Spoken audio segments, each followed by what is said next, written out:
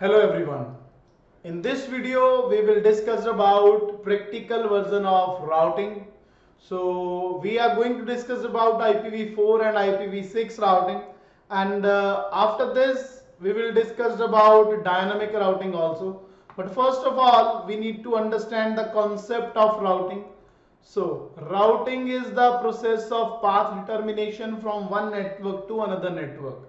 So if we talk about static routing, even it is for IPv4 and even it is for IPv6, the main motive of static routing is in which all the actions are done through the direct action of administrator.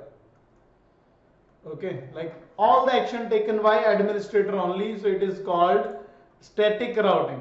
So in this I have to make a design on Cisco packet tracer. So come for the practical part.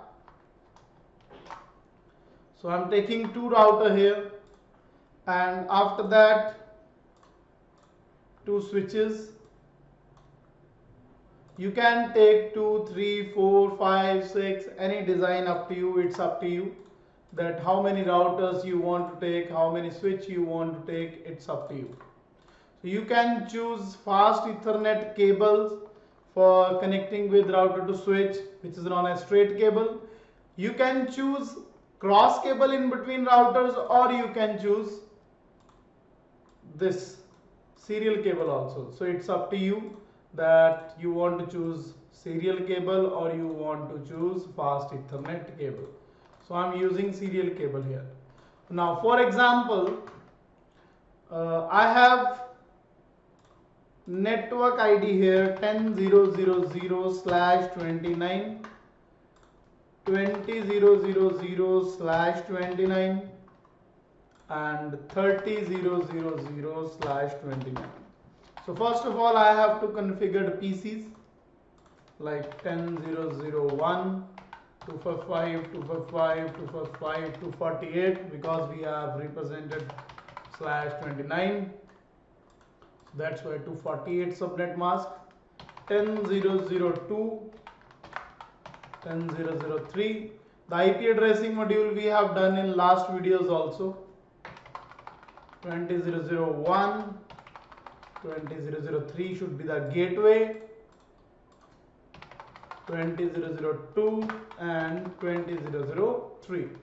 Okay, so now I'm going to configure about router.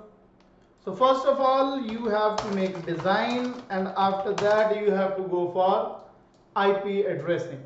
Okay, so interface fast Ethernet 0/0, IP address 10.0.0.3, which is the gateway for LAN 1, and also interface serial 0/0, 30.0.0.1, but here we need only 2 IP, so I can choose 252 here. Okay, so this is the design configuration for router 1. Now move on to router number 2.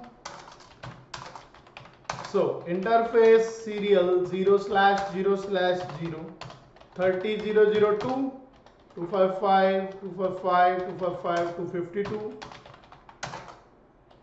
and interface fast Ethernet 0/0, 20.0.0.3, because it is the gateway for second LAN.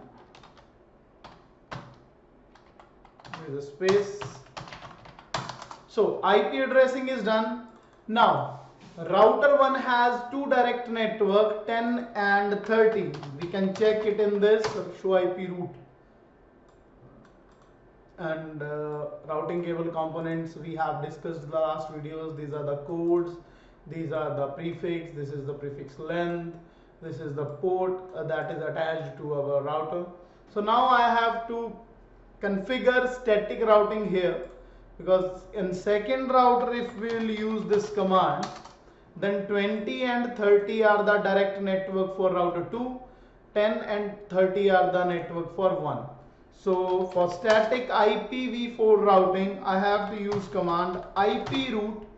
So indirect network is 20.0.0.0 and space 255, 255, 248 subnet mask, and I have to check